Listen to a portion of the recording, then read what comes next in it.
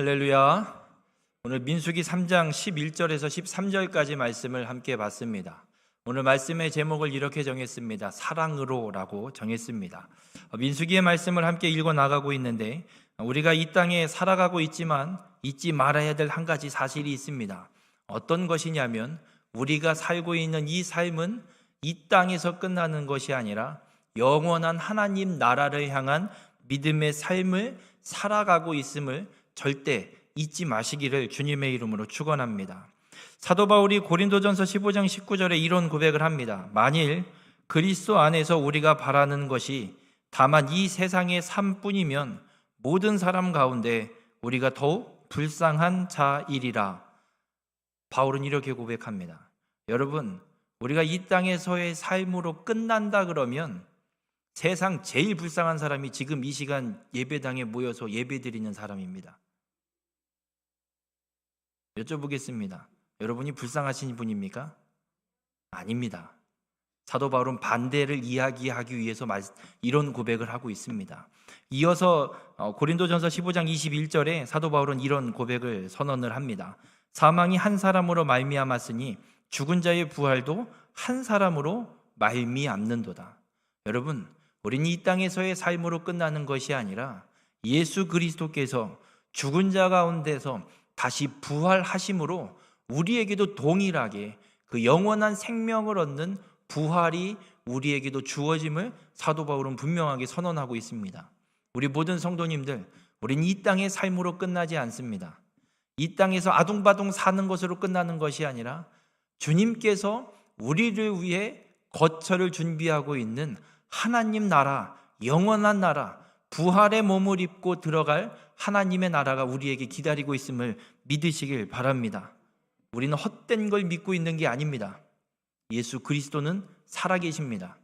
지금 하나님 보좌 우편에서 우리를 맞이할 거처를 준비하고 계신 살아계신 주님이심을 믿으시길 바랍니다. 그래서 구원을 완성하시기 위해 다시 오실 그 그리스도를 우리는 믿고 살아가는 구원받은 하나님의 자녀임을 믿으시길 바랍니다. 그래서 이 믿음을 갖고 부활의 몸을 입고 들어갈 하나님 나라를 향한 삶을 살아가고 있는 것, 이 믿음의 순례를 걸어가고 있는 믿음의 성도임을 잊지 마시길 바랍니다. 오늘 읽은 민수기 3장의 말씀을 읽었는데 3장부터 5장까지의 말씀을 통해서 순례자, 그러니까 하나님 나라를 향해 믿음의 길을 걸어가고 있는 우리에게 필요한 것이 무엇인지를 말씀해 주고 있습니다. 3장과 4장에는 제사장 지파, 레위인들이 감당하는 직무와 일들을 통해서 우리에게 무엇이 필요한지, 그리고 또 5장에서는 죄에 대해서 우리가 어떤 태도를 취하는지를 통해서 순례자로 하나님 나라를 향해 걸어가는 길에 우리에게 필요한 것이 무엇인지를 분명하게 말씀하고 있습니다. 오늘 말씀을 통해서 하나님 나라에 들어가기까지 우리가 꼭 필요한 것이 무엇인지를 깨닫고 끝까지 그 믿음을 지키며 하나님 나라에 들어가는 귀한 축복의 삶이 되시길 주님의 이름으로 축원합니다. 민수기 3장 3절에 보면 레위인들, 특별히 이 아론의 아들, 제사장으로 구별된 자들, 그 아들들을 통해서 이런 말씀을 하나님이 하십니다. 그들은 기름 부음을 받고 거룩하게 구별되어 제사장 직분을 위임받은 제사장들이라 말씀합니다. 여러분, 아론의 아들들이 4명이 나오는데 그 4아들이 아론을 하나님이 대제사장으로 세워서 그 직임을 감당하게 하신 것처럼 아론의 아들들도 거룩하게 구별하셔서 제사장의 직분을 감당하도록 하나님이 구별하여 세웠다, 이렇게 말씀하고 있습니다. 그런데 아론의 아들들 중에 2아들, 나답과 아비후라는 2아들이 어떤 일을 하나 행하다가 그 자리에서 죽임당합니다. 어떤 일이냐면 민수기 3장 4절에 이렇게 기록합니다. 나답과 아비후는 시내 광야에서 여호와 앞에 다른 불을 들이다가 여호와 앞에서 죽어 자식이 없었으며 엘르아살과 이다말이 그의 아버지 아론 앞에서 제사장의 직분을 행하였더라. 다른 불을 갖고 와서 제사장 직임을 감당하고 하나님 여호와 제단 앞에 그 불을 갖고 와서 드리다가 다른 불을 갖고 와서 드렸다고 하나님이 그 자리에서 이 둘의 생명을 걷어가셨다 말씀하고 있습니다. 그 불이 그렇게 중요할까요? 그 다른 불 갖고 왔다고 죽임을 당한다. 성냥불로 키나 라이터불로 키나 불만 키면 되는 것 같지 않습니까? 왜 하나님은 이 두 나답과 아비후를 다른 불로 여호와 앞에 드렸다고 죽이셨을까? 레위기 16장에 아론에 대해서 대제사장의 직임에 대해서 이런 말씀을 합니다. 향로를 가져다가 여호와 앞 제단 위에서 피운 불을 그것에 채우고 또 곱게 간 향기로운 향을 두 손에 채워 가지고 휘장 안에 들어가서 여호와 앞에서 분향하여 향연으로 증거계 위 속죄소를 가리게 할지니 그리하면 그가 죽지 아니할 것이며 말씀하고 있습니다. 이건 대제사장 아론에게 하나님께서 하시는 말씀입니다. 지성소 안에 있는 속죄소, 증거계 위의 속죄소에 가서 그 제단 위에서 피운 불을 통해서 향연을 만들어서 그 향을 지성소 안에 속죄소 앞에 피우라고 하나님이 대제사장에게 주신 규례이고 법입니다. 하나님의 말씀입니다. 그런데 여호와 앞에 나가서 이렇게 행해야 되는데 나답과 아비후가 두 아들이 지들이 다른 불을 갖고 와서 지성소 안에 향을 피운 겁니다. 여러분, 나답과 아비후가 시내 광야에서 다른 불을 피울 때 아론은 죽지 않았습니다. 그 말은 아론 대제사장이 분명히 구별되어 있는데 그냥 제사장인 대제사장이 아닌 나답과 아비후가 그것도 하나님의 말씀대로 피운 불도 아닌 다른 불을 갖고 와서 지성소 안에 들어가서 자기들이 해도 되는 줄 알고 마음대로 들어가서 행하다가 하나님 앞에 죽임을 당했다 분명하게 말씀하고 있습니다. 여러분, 이 두 아들이 하나님 앞에 죽임을 당한 이유는 이겁니다. 하나님의 말씀대로 행하지 않은 겁니다. 하나님은 분명히 지성소 안에는 대제사장만 들어가라고 말씀하셨습니다. 어기고 나도 해도 될 줄 알고 제사장이니까 나도 해도 되겠지 어기고 들어갔고, 하나님이 분명히 제단 위에서 피운 불을 사용하라고 했는데 다른 불, 하나님이 인정하지 않는 불을 갖고 와서 행하고 있는 겁니다.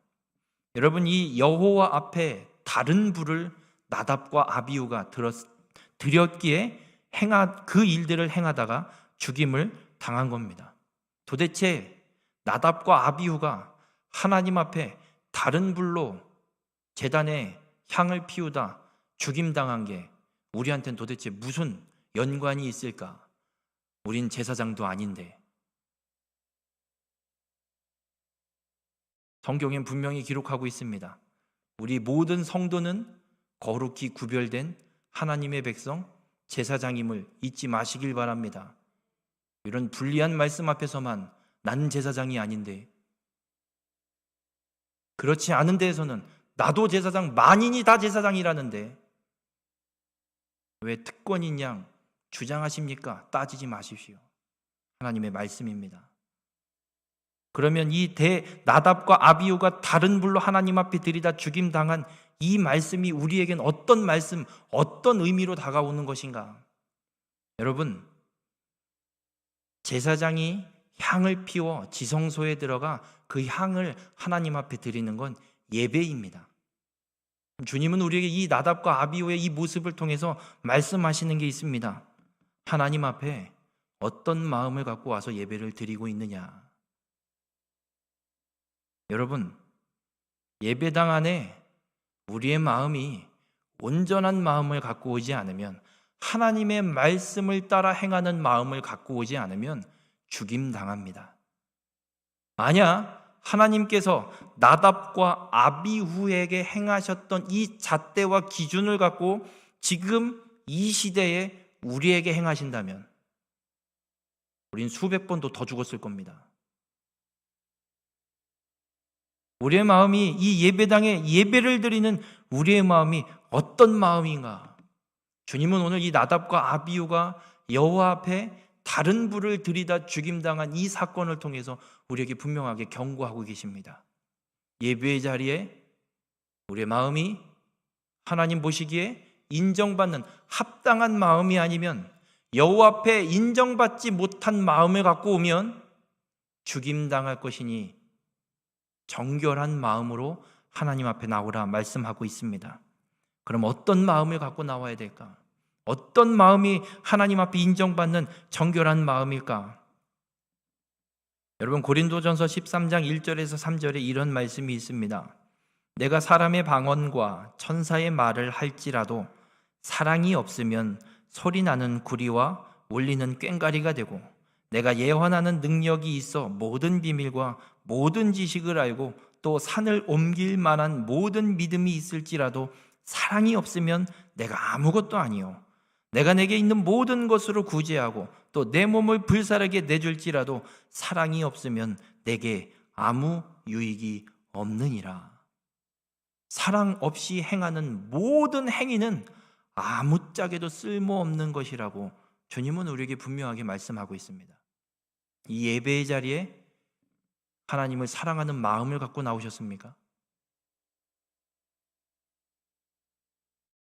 기도의 자리에 하나님을 사랑하는 마음을 갖고 가서 기도하십니까? 주님은 오늘 우리에게 말씀합니다. 사랑 없는 예배 아무것도 아니다. 사랑 없는 구제 아무것도 아니다. 사랑 없이 행하는 능력 아무것도 아니다. 사랑이 없으면 아무것도 아니니, 오늘 나답과 아비후가 여호와 앞에 다른 불을 들이다 죽임당한 것처럼 우리에게도 하나님을 향한 사랑이 없으면 그 예배의 자리에 나온 것 죽임당할 것이니 우리에게 경고하고 계십니다. 그 사랑 없음을 죽이라고. 사랑 없이 행하고 있는 우리의 종교 생활을 죽이라고. 사랑 없이 행하고 있는 우리 믿음이 아닌 사랑 없이 행하는 우리의 이 종교 생활, 그냥 종교 의식, 우리가 행하는 모든 행위들 다 죽이라고 주님은 말씀하고 있습니다. 우리 모든 성도님들, 여러분의 심령 안에 하나님을 향한 사랑이 회복되길 주님의 이름으로 축원합니다. 사랑하면 어떻게 되는지는 잘 아실 겁니다. 여러분이 여러분 자녀를 향해서 어떻게 하십니까? 대신 죽어주고 싶을 정도로.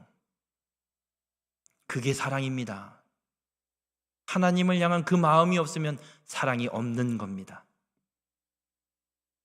우리 모든 성도님들, 하나님을 향한 사랑을 우리가 어떻게 회복할 수 있을까? 네, 우리의 힘으로는 불가능합니다. 그러나 내주하시는 성령께서 도와주시면 우린 하나님을 향한 사랑을 분명히 회복할 수 있음을 믿으시길 바랍니다. 우린 하나님 앞에 간절히 부르짖어야 합니다.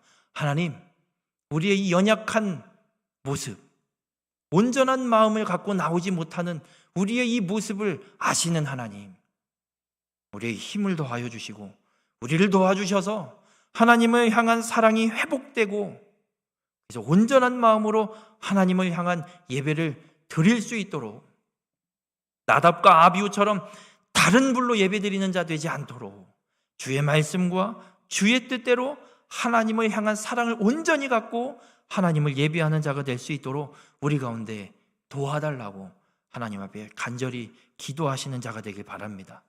그러면서 애주하시는 성령께서 분명히 역사하셔서 우리에게 하나님을 향한 사랑을 회복시켜 주시고, 우리가 드리는 이 예배가 하나님 보시기에 인정받는, 하나님 합당히 받으시는 예배가 될 줄 믿습니다. 우리 모든 성도님들, 하나님을 향한 사랑이 회복되어서 이 믿음의 순례의 길을 끝까지 걸어가서 하나님 나라에 들어가는 귀한 축복의 삶이 되시길 주님의 이름으로 축원합니다. 오늘 읽은 본문 12절에 보면 또 이런 말씀을 하나님이 하십니다. 보라, 내가 이스라엘 자손 중에서 레위인을 택하여 이스라엘 자손 중에 태를 열어 태어난 모든 자를 대신하게 하였은즉 레위인은 내 것이라. 여러분, 하나님께서 레위인을 선별하셔서 이스라엘 모든 지파를 대신해서 하나님 것, 내 것이라고 하나님이 선포하십니다. 여러분, 하나님께서 이스라엘 백성들을 향해서 이 레위인에 대해서, 이는 내 것이라 많이 반복하면서 주장하십니다. 민수기 3장에도 네 번인가를 이 말씀을 선언하고 있습니다. 이스라엘 백성들 중에 레위인은 내 것이라, 레위인은 내 것이라, 내가 너를 지명하여 불렀나니 너는 내 것이라. 주님은 철저하게 하나님의 소유권을 하나님의 백성들에게 주장하고 계십니다. 왜 하나님은 이 소유권을 주장하고 계실까? 여러분, 하나님께서 이런 명령을 하십니다. 이스라엘 모든 지파의 첫째 난 것, 처음 태어난 자를 다 계수하라고 합니다. 첫째 아들을 다 계수를 해서 첫째 아들을 계수한 그 숫자만큼 레위인들을 하나님 앞에 내놓으라고 이야기합니다. 이스라엘 백성들 12지파들 중에 첫째 난 사람의 숫자만큼 레위인의 숫자를 계수해서 하나님의 것으로 구별하여 드리라고 하나님이 말씀합니다. 그런데 이 첫째 아들, 맏아들을 계수했는데 레위인들이 부족합니다. 그럼 여쭤볼게요. 첫째 맏아들보다 레위인이 273명이 적은데 그러면 그냥 그대로 하나님 받으시고 말아야 돼요? 아니면 집요하게 그 273명의 값까지 받아내야 돼요? 한번 생각을 해보세요. 이런 거죠. 갚아야 될 돈이 35,270원이에요. 그럼 여러분 얼마 받으시겠어요?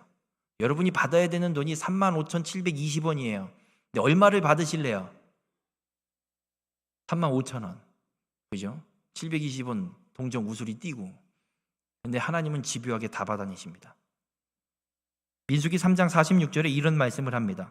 이스라엘 자손의 처음 태어난 자가 레위인보다 273명이 더 많은즉 속전으로 한 사람의 5세겔씩 받되 성소의 세겔로 받으라. 인당 모자른 사람 한 사람당 5세겔씩 다 이스라엘 백성들 니들이 돈으로 하나님 앞에 다 상납 드리라라고 말씀하고 있습니다.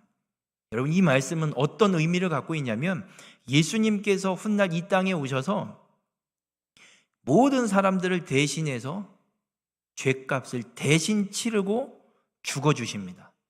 그리고 그 예수 그리스도를 믿는 자가 하나님의 자녀가 되고 그 예수 그리스도 때문에 하나님의 소유가 됨을 주님은 오늘 이 사건을 통해서 우리에게 말씀해주고 있습니다. 여러분, 우리도 동일하게 예수 그리스도를 믿으면 우리는 하나님의 것이 됨을 믿으시길 바랍니다.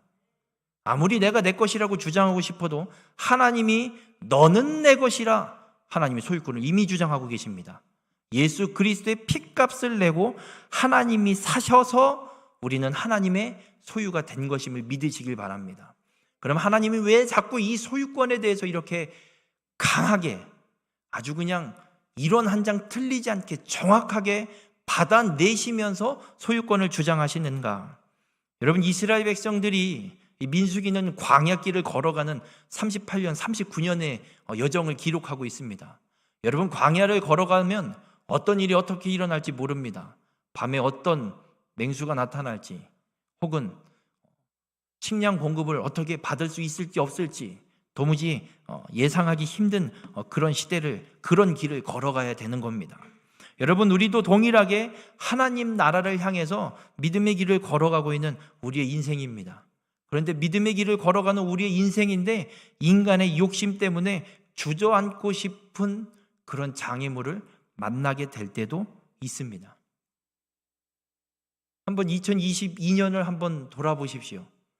이제 9달이 지나고 12일이 더 지났는데 그 9개월하고도 12일을 지나오는 동안 수많은 일들이 여러분의 삶 가운데 일어나지 않았습니까?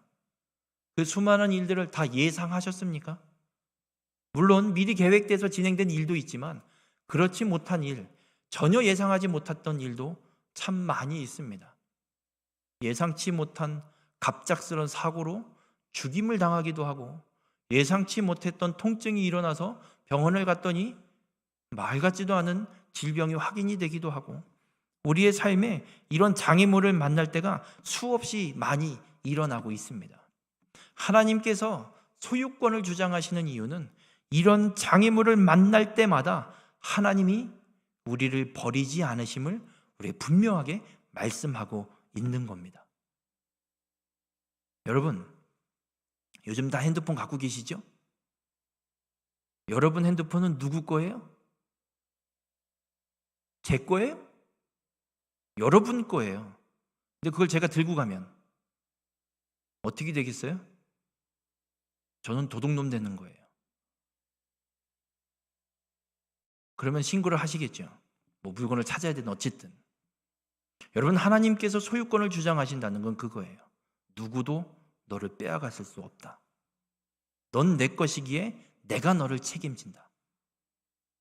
하나님께서 레위인들을 통해 이스라엘 백성이 하나님의 소유됨을 분명하게 선언하시는 이유, 광야길을, 하나님의 약속의 땅까지 가는 그 광야길을 가는 동안 어떤 문제, 어떤 역경, 고난, 일들이 발생할지라도 난 널 절대 버리지 않는 너의 주인이다. 주인인 내가 너를 책임지고 약속한 그 땅까지 인도하여 드리리라. 주님은 그걸, 이 소유권을 주장하면서 우리에게 말씀하고 있습니다. 우리 모든 성도님들, 삶에 문제가 닥쳐져 있습니까? 절망 가운데 있으십니까? 괴로움만 내 눈앞에 펼쳐져 있습니까? 예수 그리스도를 믿어 구원받은 우리는 하나님의 소유됨을 잊지 마시길 바랍니다.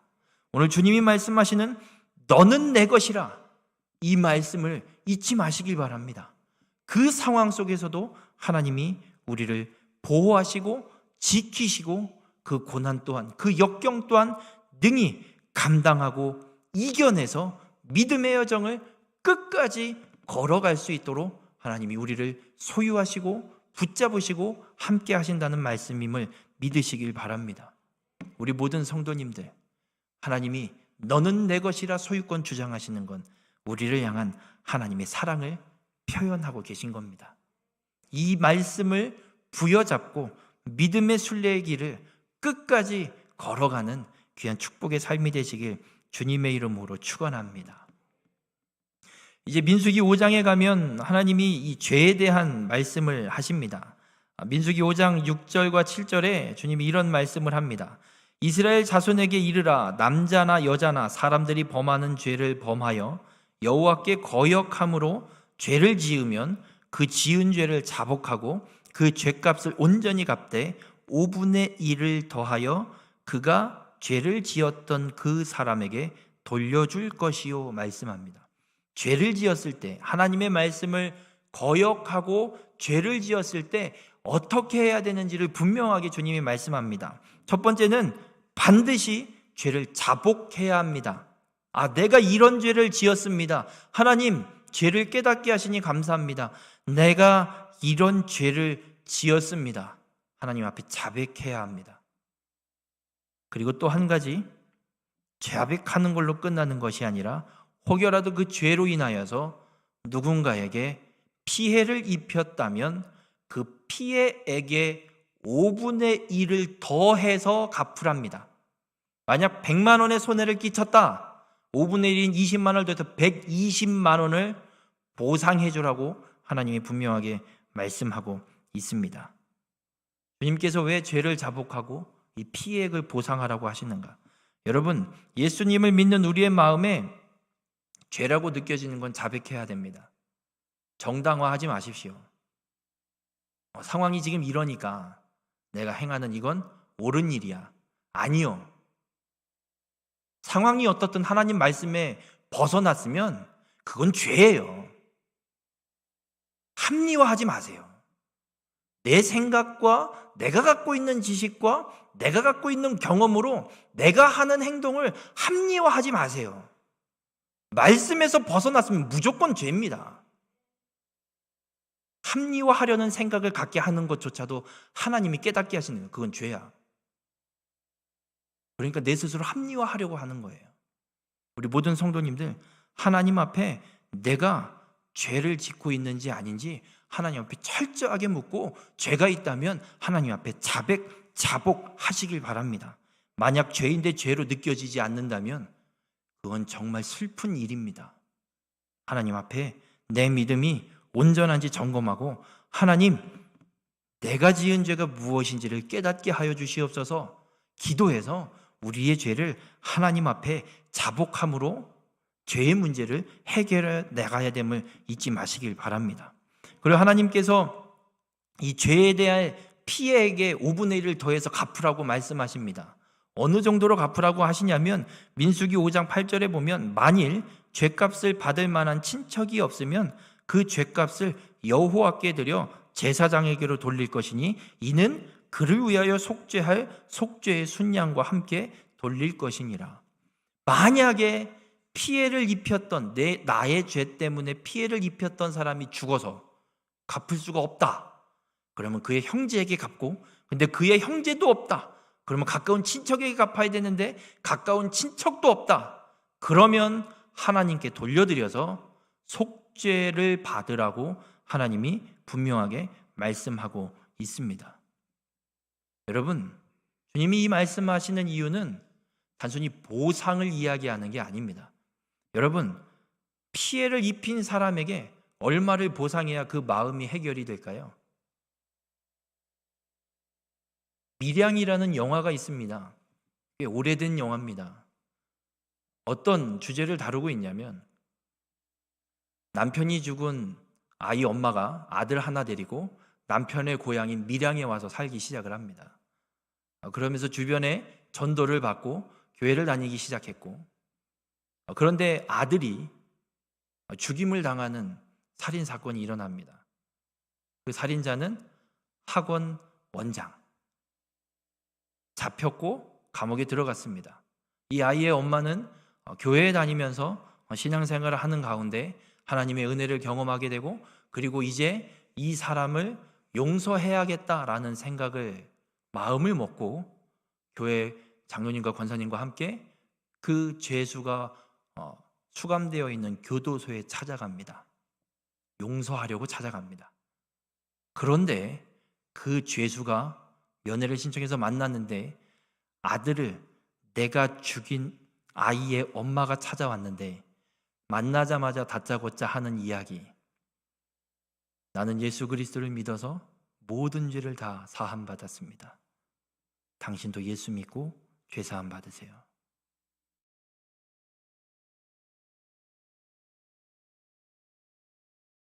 이 아이의 엄마는 이 자리에서 아무 소리도 하지 못하고 그대로 뛰쳐나와서 하늘을 향해 소리칩니다. 내가 용서하지 않았는데 누가 용서한 거냐고. 여러분, 하나님은 우리에게 분명하게 말씀합니다. 보상을 이야기하는 게 아닙니다. 그 피해 입은 마음을 어떻게 보상하겠습니까? 얼마를 줘야 보상이 될 것 같으십니까? 말도 안 되는 소리지요. 주님은 우리에게 말씀합니다. 이웃에게 죄를 범하지 말라고 말씀합니다. 이웃의 마음에 상처를 입히지 말라고 말씀합니다.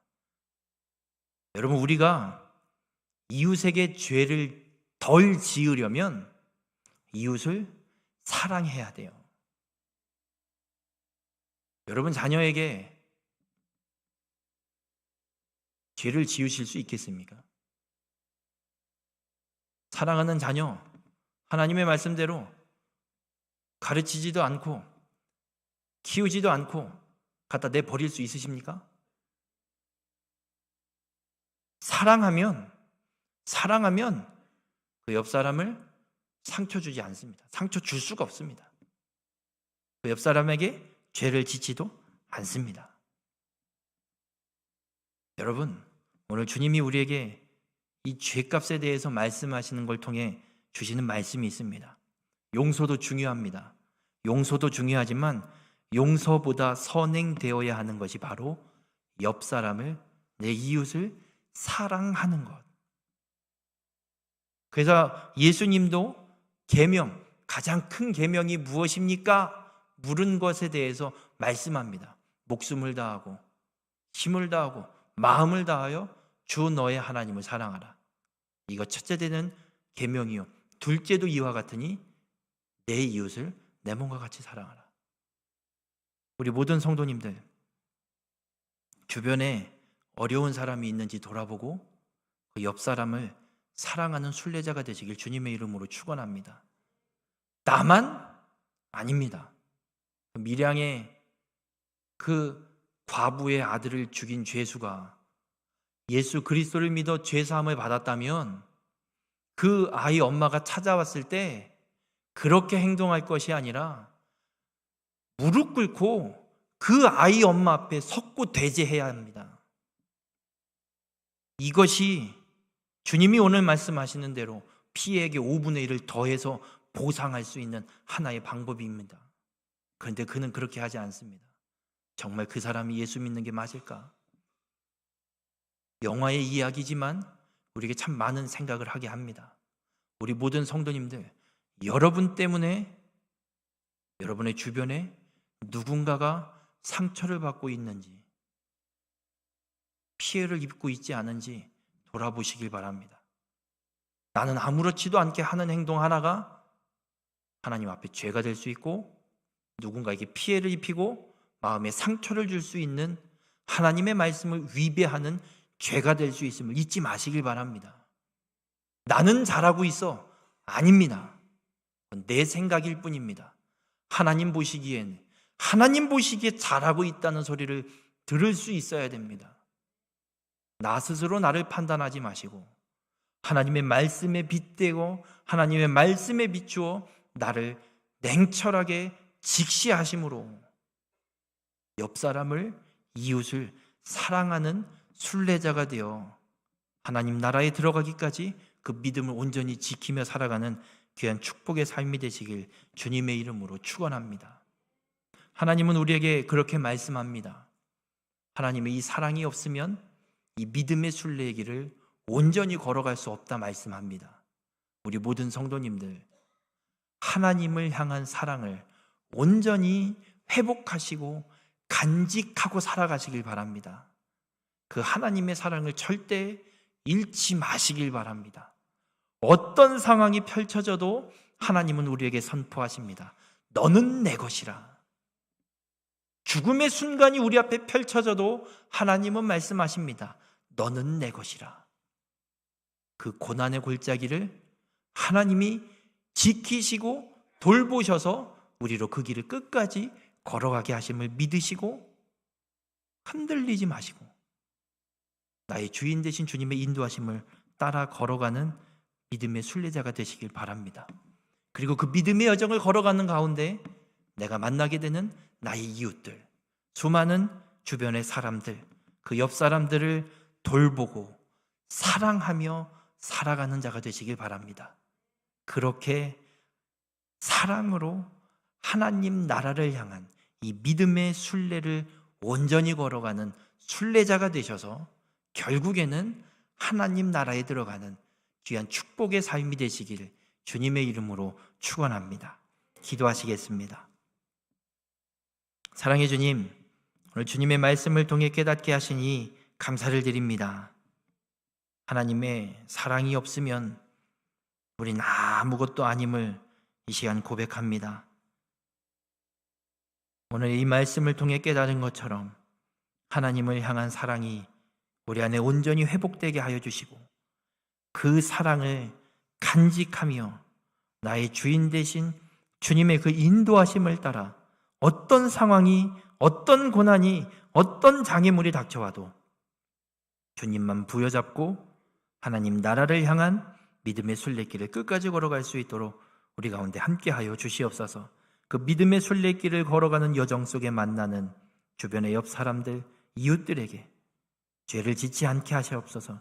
사랑으로 섬기게 하시옵소서. 그리하여 하나님 나라에 온전히 들어가는 귀한 축복의 삶을 살아가는 우리 모두가 될 수 있도록 주님 함께하여 주시옵소서. 이 모든 말씀 예수님의 이름으로 기도드렸습니다. 아멘. 교회 소식